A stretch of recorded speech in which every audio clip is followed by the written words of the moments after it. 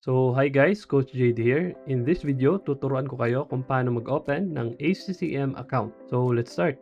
First, syempre, kiklik mo lang yung link na binigay namin sa'yo and ito na yung lalabas. So, load natin. So, simply type your name. So, make sure guys na ito yung invitation code na lalabas sa inyo. And kung hindi man, just message us if ever nagkamali kayo ng link. And guys, just check and submit. Yun, register successful. So once nakapasok na kayo dito, fill up nyo lang yung verification natin, either ID, passport, driver license. Okay? So para makapag-deposit kayo, kailangan nyo munang i-complete yung KYC natin and just click here.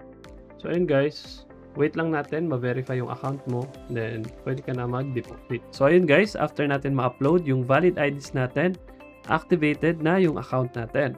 So yan guys, so pwede na tayong mag-deposit.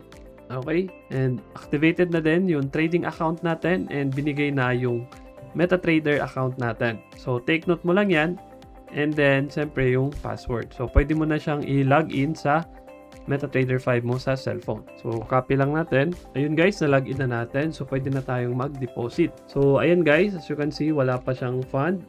Okay? Try natin mag-deposit ng $200 kung lalabas pa agad. So, ayan guys, para ma-claim natin yung 100% deposit bonus, punta lang tayo sa popular activity, 100% deposit bonus.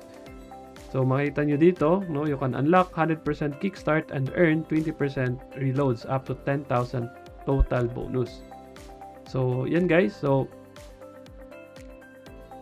you can see at least $200 para makapag-claim tayo ng 100% deposit bonus. So, ibig sabihin, yung $200 mo, mabibigyan ka din ng additional $200 credit bonus. Okay? So, yan. Okay, so let's claim it. So, yan guys. So, para makapag-deposit, so, kung gusto mo magbayad via GCash, punta ka lang dito sa Payment Asia. Okay, so, select $200. Yan, so, ito yung babayaran mo, 12,146. So, yan, and click Confirm. Okay, so, proceed to payment. So, pay now. Okay, so, yan guys, if you want to pay via GCash, okay, GCash pay bills, then click select.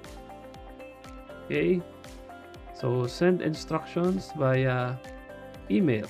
Okay, so isa-send ngayon sa email yung payment instructions. So, syempre, follow mo lang yan. Okay, and ayan. So, process natin.